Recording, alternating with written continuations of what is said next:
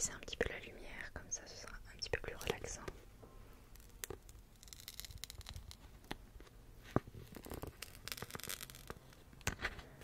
J'enlève la petite pastille.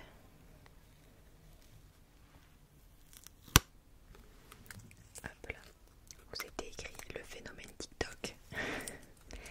Et on commence. Alors, je vais peut-être commencer par lire le résumé auto pour que tu puisses comprendre de quoi on va parler dans ce livre. Donc, un matin, sur le toit du lycée, Finch sauve Violette, à moins que ce soit Violette qui sauve Finch. Instable et excentrique, fasciné par la mort, il s'est toujours senti différent des autres. Violette, de son côté, avait tout pour elle, mais un drame lui a fait perdre pied et elle s'est isolée, submergée par la culpabilité. Retrouveront-ils ensemble le goût de vivre? Romantique et bouleversant, une ode à la vie pour ceux qui aiment les romans de John Green. Hop. Alors on commence.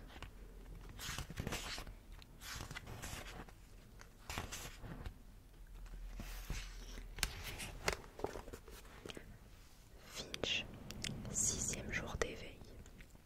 Est-ce un bon jour pour mourir? Voilà ce que je me demande le matin quand je me lève.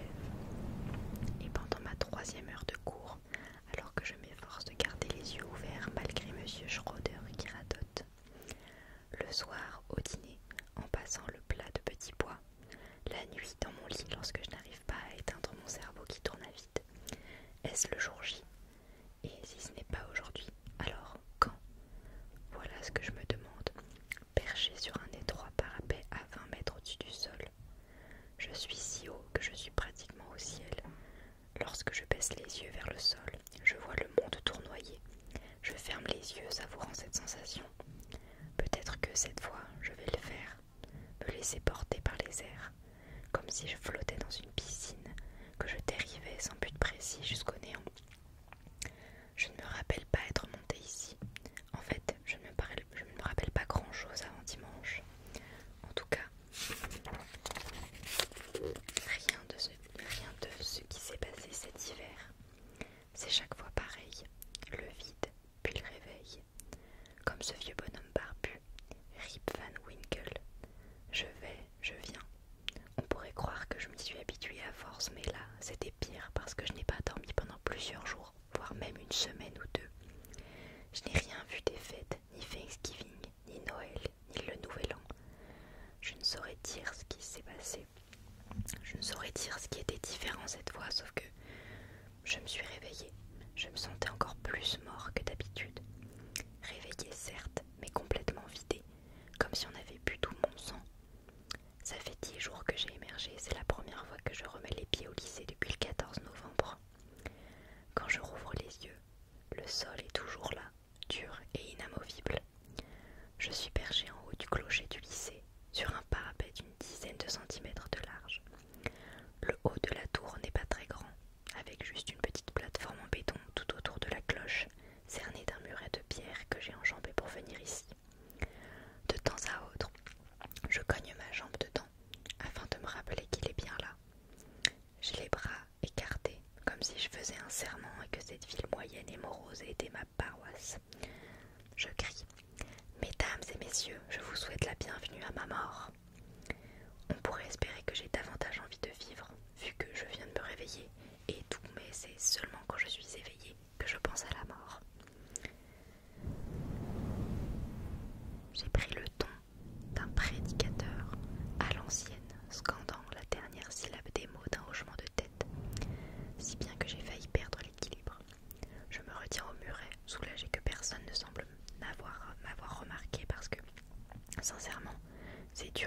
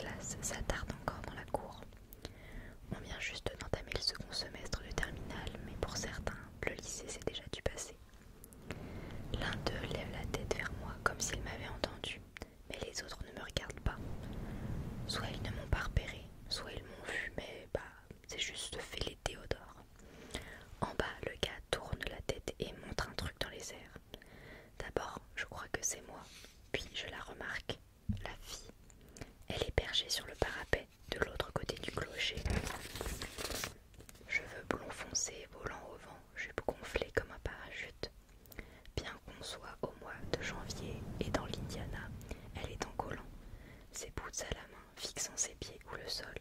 Difficile à dire. Elle a l'air pétrifiée sur place. De ma voix normale, et pas de prédicateur, j'affirme d'un ton posé. Mieux vaut éviter de regarder vers le bas, croisant mon expérience.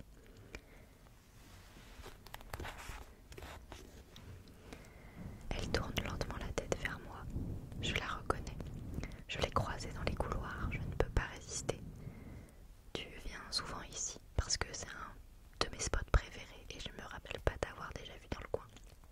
Ça ne la fait pas rire. Elle ne s'y même pas. Elle se contente de me dévisager de derrière, ses lunettes qui lui mangent le visage. Lorsqu'elle tente de faire un pas en arrière, son pied heurte la balustrade. Comme elle vacille légèrement avant qu'elle ne panique, je m'empresse d'ajouter. Je ne sais pas ce qui t'amène, mais moi, je trouve la ville plus belle vue d'ici. Les gens paraissent aussi plus sympas. Même les pires ont l'air presque gentils. À part Gab Romero, Amanda Monk et toute la bande avec laquelle tu traînes. Elle s'appelle Violette quelque chose. Pom-pom girl, super populaire. Pas le genre de fille qu'on s'attend à trouver perchée en haut d'une tour à 20 mètres du sol. Derrière ses lunettes hideuses, elle est plutôt mignonne. Un peu poupée de porcelaine. De grands yeux, un visage en cœur, une petite bouche habituée à former un sourire parfait. Le style de fille qui sort avec des types comme Ryan Cross, la star du baseball, et déjeune avec Amanda Monk et toutes les autres princesses parfaites. Mais tu n'es sûrement pas venue pour la vue. Tu t'appelles Violette, c'est ça? Elle cligne des yeux, ce que j'interprète comme un oui. Theodore Finch, je crois qu'on était en maths ensemble l'an dernier. Nouveau clignement d'yeux. J'ai horreur des maths, mais ce n'est pas ce qui m'amène ici. Enfin, si toi c'est pour ça, je ne te juge pas. Tu es sans doute plus doué en maths parce qu'il n'y a pas plus nul que moi, mais ça ne me dérange pas. Car vois-tu, j'excelle dans d'autres disciplines plus essentielles, par exemple la guitare, le sexe ou décevoir mon père en permanence pour n'en citer que quelques-unes. Et en plus, il paraît que c'est vrai, ça ne sert jamais dans la vraie vie. Les maths, je veux dire. Je continue à faire la conversation, mais je sens bien que je faiblis. D'abord, j'ai envie de pisser, si bien qu'il n'y a pas que mon discours qui soit lourd. Note pour la prochaine fois, ne pas oublier de se vider la vessie avant de tenter de se suicider. Et puis, il commence à pleuvoir, et vu la température, ça va vite virer à la neige. Il pleut, dis-je, comme si elle ne le savait pas. Dans un sens, on peut penser que la pluie lavera en partie le sang, et que ça sera moins dégueu à nettoyer. Enfin, quand même, le côté dégueu, ça fait réfléchir. Je ne suis pas particulièrement coquet, juste humain, et je ne sais pas pour toi, mais je n'ai pas envie d'avoir l'air passé dans un hachoir à mon enterrement. Elle grelotte ou elle tremble. Je progresse à petits pas vers elle en espérant que je ne vais pas tomber avant de l'atteindre parce que la dernière chose dont j'ai envie, c'est de me ridiculiser sous ses yeux. J'ai pourtant insisté pour être incinérée, mais ma mère ne veut rien entendre. Et mon père fera ce qu'elle veut pour ne pas la contrarier davantage. Puis en plus, tu es bien trop jeune pour penser à ça, tu sais que ta grand-mère Finch a vécu jusqu'à 98 ans. Alors inutile de discuter de ça maintenant. Théodore, ça contrarie ta mère. Tu imagines, cercueil ouvert, si je saute, ça ne va pas être beau à voir. Et puis, j'aime bien ma tête comme ça. 2 yeux, un nez, une bouche, une rangée de dents qui, il faut bien l'avouer, sont mon meilleur atout. Je souris afin qu'elle puisse constater par elle-même. Tout est bien à sa place en apparence, du moins. Comme elle ne répond rien, je continue à avancer en faisant la causette. Et puis, avant tout, je culpabilise pour le croque-mort. Bon, c'est un boulot de merde, soit, mais si en plus des petits cons comme moi en rajoutent, en bas, quelqu'un braille. Violette, ce serait pas Violette là-haut. Oh mon Dieu, murmure-t-elle si doucement que je l'entends à peine. Mon Dieu, mon Dieu, mon Dieu. Le vent soulève sa jupe et ses cheveux, on dirait qu'elle va s'envoler. Comme ça s'agite en bas, je crie, ne risquez pas votre vie pour moi. Puis je reprends tout en bas, tout bas, juste pour elle. Bon, voilà ce qu'on va faire. Nous ne sommes plus qu'à quelques pas l'un de l'autre. Tu vas jeter tes chaussures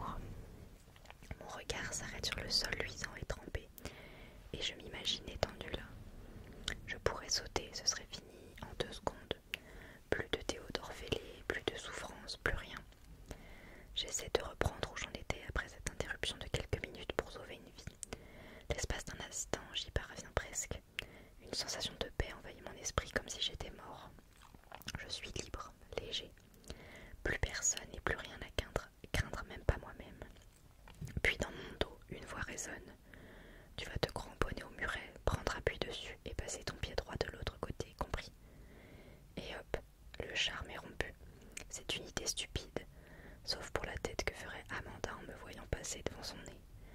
Ça me fait rire rien que de l'imaginer. Je ris tellement que je moque de tomber et ça me fait peur. Je me rattrape, Violette m'attrape et Amanda lève les yeux. Espèce de malade, braille quelqu'un. La petite bande d'Amanda ricane. Elle met ses mains porte-voix pour demander « Ça va, vie ?» Violette se penche par-dessus le muret sans me lâcher pour répondre « Oui, oui, ça va. » La porte en haut des escaliers de la tour s'ouvre et mon meilleur ami, Charlie Donahue, apparaît.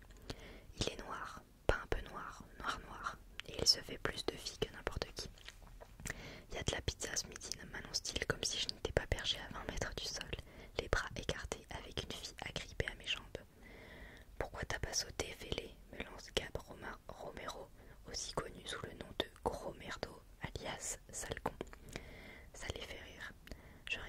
Je répliquerai bien parce que j'ai rencard avec ta mère après les cours, mais je me tais. 1. Ça craint, j'avoue, et 2. Il monterait me péter la gueule et me jeter dans le vide, ce qui serait beaucoup moins drôle que de le faire moi-même. À la place, je crie « Merci de m'avoir sauvé la vie, Violette. Je ne sais pas ce que j'aurais fait sans toi, je crois bien que je serais mort alors qu'il est. » Je vois alors le conseiller psy, monsieur Ambry, qui me fixe. Super, trop cool. Violette m'aide à passer de l'autre côté du mur. Des applaudissements montent d'en bas, pas pour moi mais pour Violette l'héroïne. De près je constate que sa peau est lisse et parfaite, à part 2 ou 3 taches de rousseur sur la joue droite. Ses yeux gris-verts me font penser à l'automne. Ce sont eux qui me frappent, de grands yeux qui voient tout, des yeux chaleureux qui ne mentent pas, qui lisent en vous, et ça, je m'en rends compte même à travers ses lunettes. Elle est jolie, grande mais pas trop, avec de longues jambes fines et des hanches marquées, juste comme j'aime. Il y a trop de filles au lycée qui sont bâties comme des mecs. J'étais juste là comme ça, je n'étais pas venue pour... Je vais te poser une question, crois-tu en la notion de jour parfait? Quoi?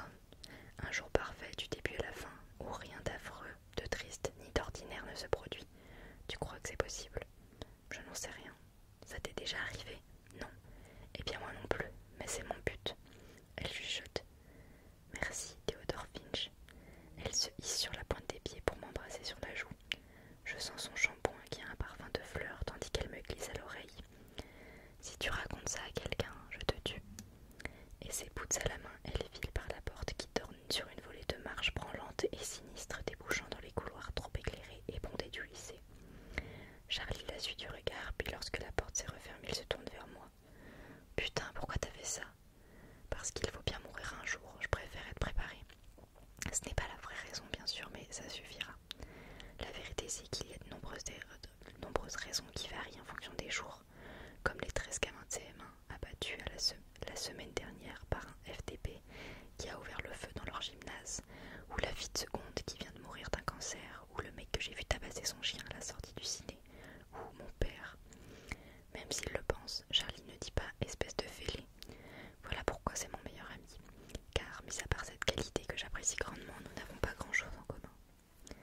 Techniquement, je suis à l'essai cette année, à cause d'un petit incident impliquant un bureau et un tableau noir. Pour votre information, ce genre de matériel coûte beaucoup plus cher que vous l'imaginez, ainsi qu'un fracassage de guitare durant l'assemblée du matin, l'usage illégal de feux d'artifice et peut-être 1 ou 2 bastons. En conséquence, j'ai dû malgré moi accepter les conditions suivantes: me présenter à un rendez-vous hebdomadaire avec le conseiller psychologique du lycée, obtenir B de moyenne générale et participer à au moins une activité extrascolaire. J'ai choisi le macramé parce que je suis le seul garçon parmi une vingtaine de filles pas trop moches, ce qui me convient bien. Je dois également me tenir à carreau, me montrer sociable, me retenir de balancer du mobilier et éviter toute altercation physique violente. Enfin, je dois absolument, et quoi qu'il arrive, la boucler parce que c'est toujours comme ça que je m'attire des ennuis. Le moindre écart par rapport à ce programme, et c'est l'exclusion qui me pend au nez. En attendant mon rendez-vous avec monsieur Ambry, je me présente à la secrétaire et je m'assieds sur l'une des chaises en bois inconfortable. Connaissant Embryon, c'est comme ça que je l'ai surnommé, il va vouloir savoir ce que je fabriquais perché en haut de cette tour. Avec un peu de chance, on n'aura pas le temps de creuser davantage. Quelques minutes plus tard, il me fait signe d'entrer. C'est un petit homme trapu, bâti comme un taureau. Dès qu'il referme la porte, son sourire s'évanouit. Il s'assied et se penche par-dessus son bureau et me fixe comme un suspect savoir ce que vous fabriquez perché en haut de cette tour. Ce que j'aime bien chez lui, c'est qu'il est non seulement très prévisible, mais également très direct. Je le connais depuis la seconde. J'avais envie d'admirer la vue, d'admirer la vue. Vous aviez l'intention de sauter? Non, il y a de la pizza au déjeuner, c'est le meilleur jour de la semaine. Vous remarquez que je suis très douée pour changer de sujet. Tellement douée que je pourrais décrocher une bourse et un diplôme supérieur en changement de sujet. Sauf que ça ne servirait à rien parce que je maîtrise déjà toutes les ficelles du métier. J'attends qu'il mentionne Violette, mais à la place il insiste. Je dois savoir si vous aviez l'intention de vous faire du mal. Je suis sérieux. Si le proviseur l'apprend, vous serez viré avant d'avoir pu prononcer le mot exclusion. Sans compter que si vous retournez là-haut et que vous sautez, je serai traîné au tribunal et, vu mon salaire, je vous assure, je n'en ai pas les moyens. Et c'est valable que vous sautiez du clocher du lycée ou de la Purina Tower. Je me caresse le menton songeur. La Purina Tower, c'est une idée. Il me dévisage en plissant les yeux. Comme la plupart des habitants du Midwest, Embryon n'a aucun humour quand on touche au sujet sensible. Ce n'est pas drôle, monsieur Finch. Il n'y a pas lieu de plaisanter. Non, monsieur, pardon. Les gens qui se suicident ne pensent jamais à ceux qui restent. Non seulement leurs parents et leurs familles, mais aussi leurs amis ou petits amis, leurs camarades de classe et leurs professeurs. C'est marrant qu'ils imaginent que j'en ai des tonnes et qu'ils m'attribuent une brochette de petits amis. J'ai fait l'andouille, je vous accorde que ce n'était certainement pas la meilleure façon d'occuper ma première heure de cours. Il ouvre un dossier et se met à le feuilleter. Je patiente tandis qu'il le parcourt en me jetant de fréquents coups d'œil. Je me demande s'il a hâte que l'année soit finie. Il se lève et comme les flics des séries télé, il passe de l'autre côté du bureau pour se planter devant moi, menaçant. Je cherche du regard la vitre sans train, je cherche du regard la vitre sans teint. Vous voulez pas que je prévienne votre mère? Non, pas la peine. Non. C'était idiot, je le reconnais. Je voulais juste voir ce que ça faisait d'être debout là-haut et de regarder en bas. Je n'aurais jamais sauté. Si vous recommencez, ou ne serait-ce que si vous envisagez de recommencer, je l'appelle et vous ferez une analyse toxicologique. Merci beaucoup, monsieur. J'y mets toute la sincérité possible parce que je n'ai aucune envie d'avoir un spot braqué sur moi qui me suit dans les couloirs du lycée et va farfouiller dans mes affaires. Et puis, j'avoue, je l'aime bien en brillant. Pour les stupéfiants, inutile de perdre votre temps, monsieur, vraiment, à moins que les cigarettes comptent. La drogue et moi, ça ne fait pas vraiment bon ménage. Croyez-moi, j'ai essayé. Je joins les mains comme un bon garçon. Quant à l'épisode du clocher, même si ce n'était pas du tout ce que vous pensez, je vous promets que ça ne se reproduira plus. Exactement, plus jamais. Et dorénavant, vous viendrez 2 fois par semaine, le lundi et le vendredi, que je vois comment ça va. J'en serais ravie, monsieur. Enfin, j'apprécie beaucoup nos entretiens, mais sincèrement, je vais bien. Ce n'est pas négociable. Maintenant, parlons d'avant les vacances. Vous avez manqué 4, presque 5 semaines de cours. Votre mère a appelé pour dire que vous aviez la grippe. En réalité, c'est ma sœur Kate qui l'a appelé, mais il n'a aucun moyen de le savoir. C'est elle qui a prévenu le lycée parce que maman a déjà assez de soucis. Si c'est ce qu'elle a dit, on ne va pas la contredire. Le fait est que j'étais malade, mais d'un truc un peu plus compliqué à expliquer que la grippe.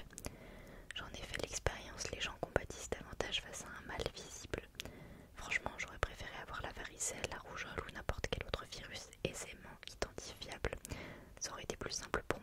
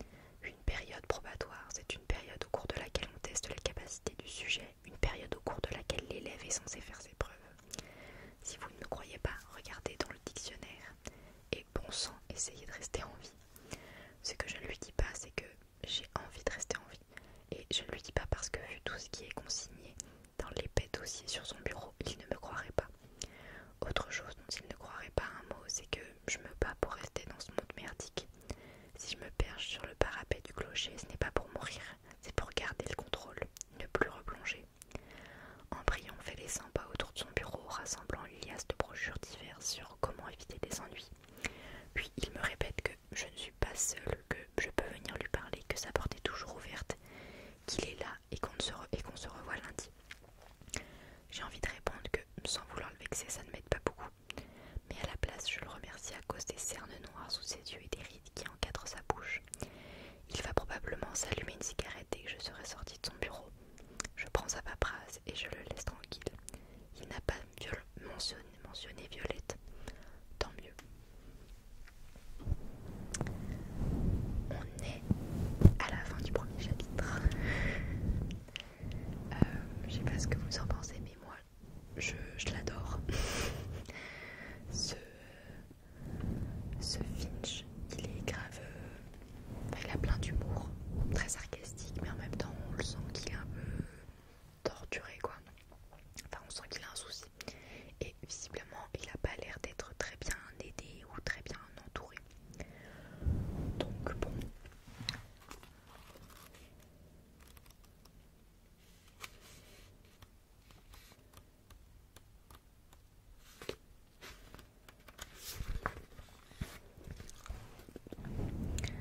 Alors, on continue avec le deuxième chapitre.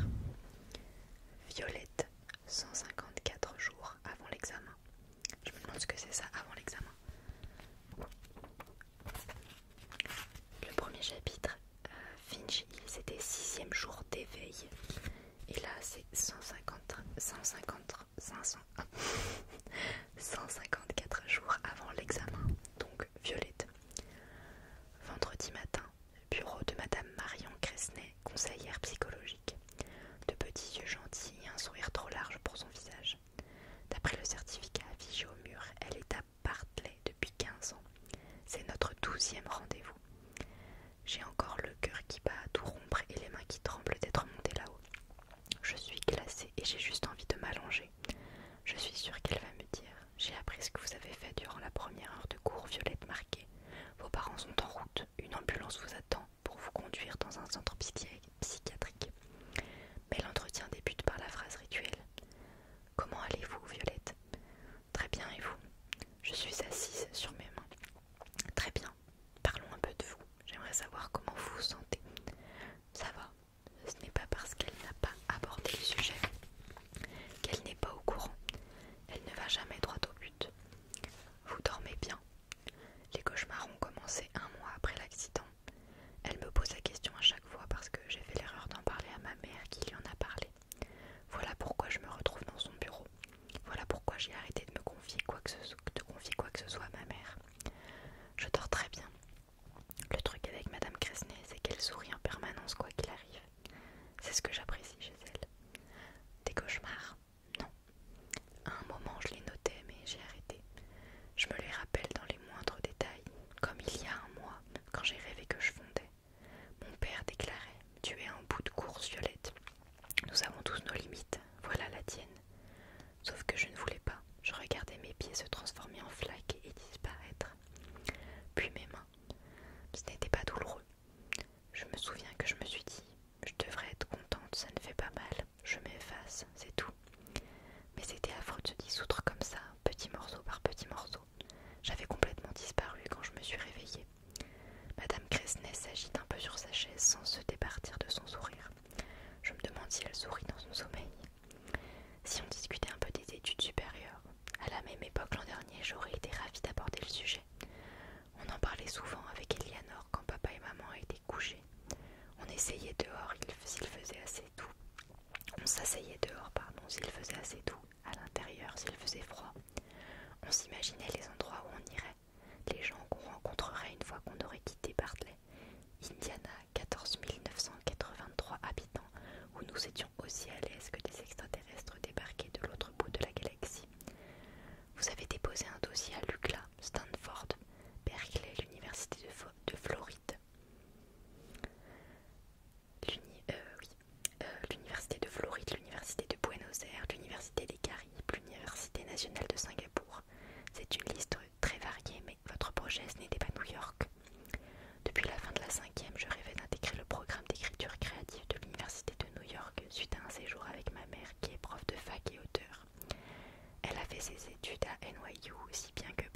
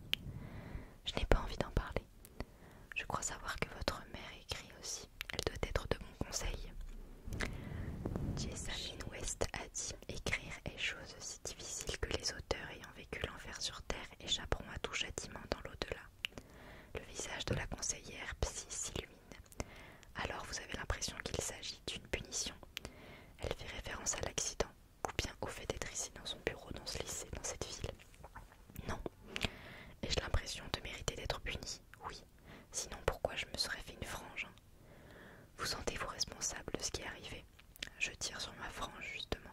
Elle repique. Non. Madame Cresnay se renfonce dans son fauteuil. Son sourire vacille une fraction de seconde. Nous savons toutes les deux que je mens. Je me demande comment elle réagirait si je lui disais qu'il y a 1 heure à peine j'étais perchée en haut de la tour du clocher. Je suis maintenant presque sûre qu'elle n'est pas au courant.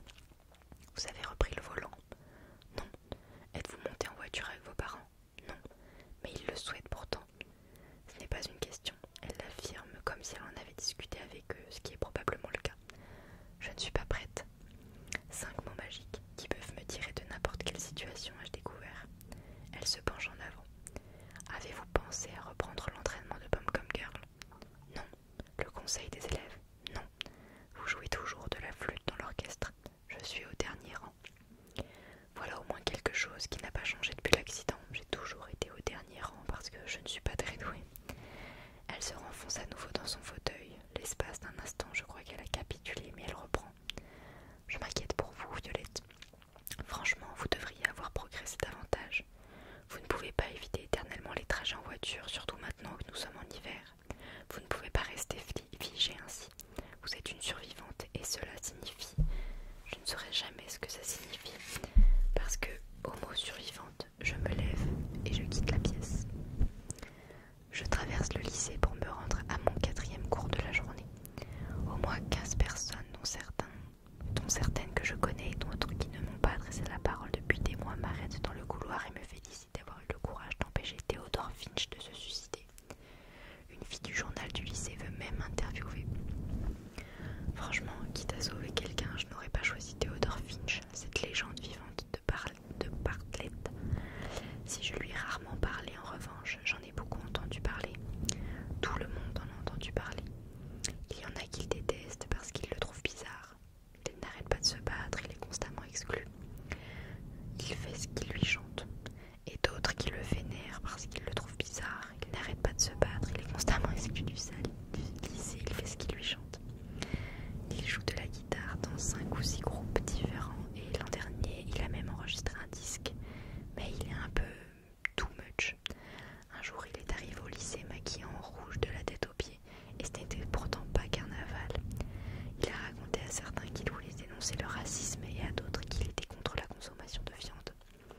En première, il a porté une cape pendant un mois entier, cassé un tableau noir en 2 avec un bureau et a volé toutes les grenouilles prévues pour la dissectation afin de les enterrer au milieu du terrain de baseball. L'actrice Anna Faris a déclaré que pour survivre au lycée, il fallait faire profil bas. Eh bien, Finch applique la technique opposée. J'ai 5 minutes de retard en cours de littérature russe où Madame Mahon et sa perruque nous collent une dissertation de 10 pages sur les frères Karamazov. Tout le monde grogne sauf moi parce que malgré ce que Madame Cresnay semble en penser, j'ai des circonstances atténuantes. Je n'écoute même pas la prof détailler ce qu'elle veut, toute occupée à ôter un fil qui dépasse de ma jupe. J'ai mal à la tête, sûrement à cause des verres trop forts. Eleanor avait une moins bonne vue que la mienne. J'ôte ses lunettes et je les pose sur mon bureau. Elle lui donnait un style alors que sur moi c'est hideux, surtout avec la frange, mais peut-être qu'à force de les porter je deviendrai comme elle. Je verrai les choses de son point de vue, je pourrais être nous deux comme ça. Elle ne manquera plus à personne, surtout à moi. Le truc c'est qu'il y a des hauts et des bas, j'ai honte de vous devoir l'avouer mais parfois ça va. Je me laisse surprendre par une émission de télé, une blague de mon père, une anecdote en classe et je ris comme si rien n'était jamais arrivé. Je me sens redevenir normale, quelle que soit la définition de ce mot. Certains jours je me réveille joyeuse, je chante en me préparant. Je mets même de la musique pour danser.